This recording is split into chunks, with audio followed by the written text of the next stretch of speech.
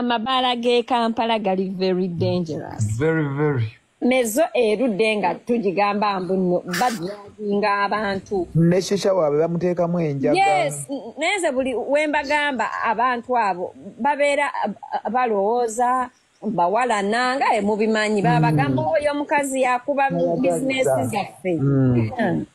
Kumbe baba bouncer balina abantu ababbi nga bakwano baabo. Kati ababbi bayingira ne batagetinga abawala.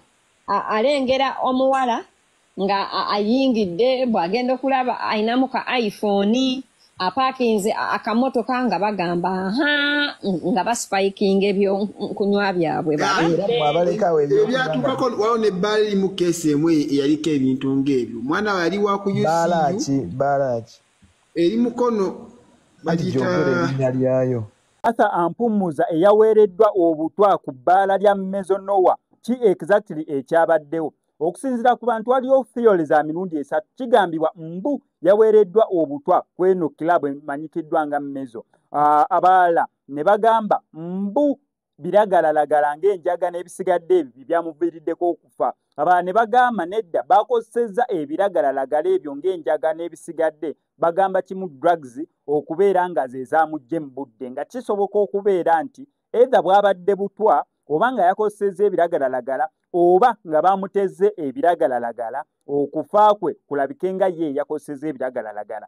Theory nnyingi eziriwo naye ng'amazima gali nti omuwala ono amanyikiddwa nga Martha Ampumuza yafudde neera mbu yagenze mu ofiisi ya manager nga tali bulungi eyo gye bamugye okumuddusa mu ddwaliro gye babagambye owaayi ono gwe muleese mannemye omuwala ng'amaze okubeera ng'afa. Ekisinga okubeera nga kikwasa ennaku mwana muto myaka 23 yakamaliriza okubeera ng'asoma emisomo gye okumutikkira naye bw'atyo bwe yayiseemu nga theory eziriwo kigambibwa nti ebbaala eno bamaze dda n'okubeera nga bagiggala nga okunoonyezebwa we kugenda mu maaso ku bbaala lya Mezonowa. So theory nnyingi nnyo ezikwasaganya kweno ebbaala naye nga kyolina okubeera nga bannange tukola amawulire sometimes ekintu ekibeera nga tekiri so much like this amabaala ago tugawulira just n'oliwulira ng'omanyi gyeri naye nze bwe sitwalanga time kuteekinga notice kweno ebbaala. Omukulu Frank Gashumba watuukira okugendayo n'avaayo nga naye atenda ngenze ku peji ye n'ebbaala awo ku TikTok n'egitunulako nga maama amabaala gyegali omuntu wawoze ebbaala kilabu ya Mezonowa oli oba kyekimugira mu bwongo oba kyekimbadde mu bwongo.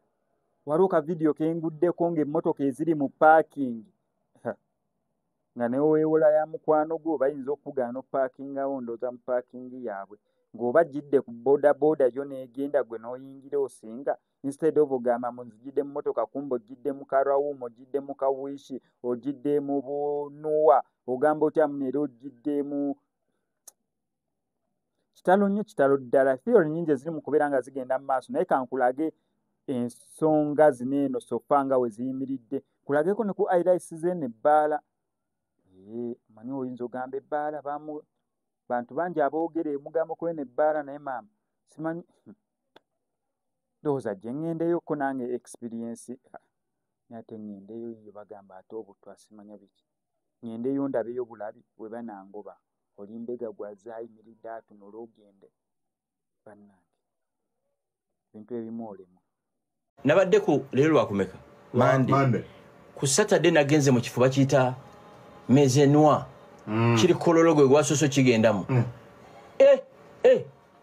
bana Uganda balina sente bala bakita Mezonowa kiri awo kololo nalabye ebyengera bya Allah wakoze ki ebyengera bana babuuka ng'ennyana ontegera walabye ki abantu balya sente akiwandise era bannange gwe oba tolina sente oli mu liigiyo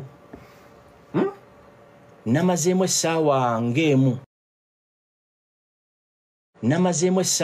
ng'emu gwe ng'ekiri muli omuziki guno gw'aba South Africa amapiano n'aba Nigeria omuziki ng'oguli muli nengamba bano Museveni yabafuga oba mulala Allah emmotoka ensajja ze baalagira ng'eziyingira wali wala mukwano gwange yantutteyo ejja tugende mukwano gwange mukwano gwange sijja mwoga linnya yinzo butakyagala era yenna muleseeyo kuba nagenza omulaba naye atandisa mapiano neŋŋamba omanyi nyina okuvaawo wano naye ng'ekiri muli bana kati nenvuga Kampala yonna ekiro kungu sente zibula mayumba nga buli bbala eri bweta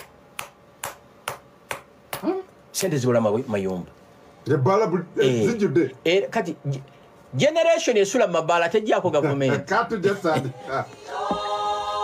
ebbaala eyitibwa Mezonowa yaggaddwa mu mawulire ge tulinawo mpuliriza bulungi ebbaala eyitibwa Mezonowa yaggaddwa nga basinziira ku mutimbagano gwa X oba giyite Twitter handle bakkiriza ne bagamba nti ebbaala Mezonowa bagiggadde until further notice byavuddewa waliwo omuwala ayitibwa Martha yafiiridde mu kifo kino byazze bitya ku Lwokusatu luno okusinziira ku sources ezeesigika bagamba nti omuwala Martha yayingidde mu ofisi ya Eddie. Eddie is the brother to the night club's owner ayitibwa Grace. Munange bwe yayingidde mu ofisi ya Eddie out of the blue under some circumstances omuwala no Martha n'azirika. Martha bwe yazirise Eddie yalabiddwako ng'afuluma mu office ng'akuba omulango ogw'omwanguka basobole okuba nga bataasaani Martha. Mikwano gya Eddie gyazze ne gimuyambako basitudde Martha ne bamutwala mu ddwaliro. On arrival Martha n'afiirawo. So the question is, ekyaviiriddeko okuggala ebbaala it is because Martha yafudde oba eno story ekyali developmental, it is still a younger story.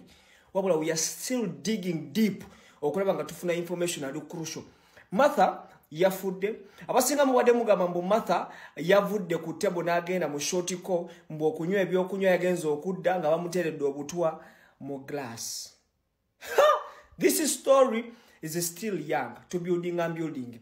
Nenga rest in peace Martha, mukama kuwa mukisa ejolaze. Rest in peace family ya Martha, Katonda abagumye. Rest in peace abana ba Martha, Katonda abagumye. Fantastic. Amabaala ge Kampala gali very dangerous. Very. Mezo erudde nga tugigamba mbu badyaginga abantu. Neshisha waabwe bamuteekamu enjaga. Yes, neze buli wembagamba abantu abo babeera balowooza bawalana nga mubimanyi babagamba oyo omukazi yakuba bizinesi zaffe. Kumbe Babouncer balina abantu ababbi nga bakwano baabwe. Kati ababbi bayingira ne batagetinga abawala. Alengera omuwala nga ayingidde bwagenda okulaba ayinamu ka iPhone aparkinze akamotoka nga bagamba nga baspiking ebyo kunywa byabwe ebyatukako wawo ne bbaala eri mu keesi emu eyaliko ebintu ng'ebyo omwana we yali wa ku UCU baalaki eri mukono bagita Casablanca bagita Casa eri mukono omwana yagenda yali muvubuka n'agenda n'agula omwenge n'avaako olw'okuba nti payment awo zaali nzibu n'agamba manager nti kwata essente essimu mugende muggyeko ssente. Manager ne yeekoobana n'omwana gwe yatuma ne babbako ssente ku ssimu mukomawo olw'okuba nti omuvubuka yali atamidde nnyo ne bamubuzaabuza. Omuvubuka mu kwagala okulwana omanyi yali anywedde nnyo mwana wa ku campus ne bamukuba. Omwana mu kugwa wansi teyayimuka n'afa. Oyo manager n'abakozi be ne bakwata omulamu ne baguziika emabega g'ebbaala. Naye gwe byoyogera mbikakasa ogambye ebbaala eri mukono eri mukono bagita Kasa era bagiggala nawo tekyakola kyaliwo omwaka guno. Kati omwana bamuziika emabega w'ebbaala poliisi yagenda omulambo negusanga yamanya etya kati bano banne be yagenda nayo nga tebakyamulaba ne babuuzabuuza. Ekirungi omuvubuka yali akubanga mbu oba yakwata essimu gyali yaleeta Google Pixel yali etrackinga ne banoonyereza essimu kwe kwava n'ebifaananyi kubanga mbu ebifaananyi yali ebikuba nga ebisindika ku cloud nga lw'oginyigako so bakwata okunoonyeza kwatandikira ku ssimu buli yakwatanga essimu n'agiteekangako ng'emukuba screenshot paka bwe bafuna omuvubuka paka bwe bafuna abatta era ne manager waabwe bamusiba. Badru yagambye ebituufu bamuziikulayo bamuziikulayo era ne kati kasa tekola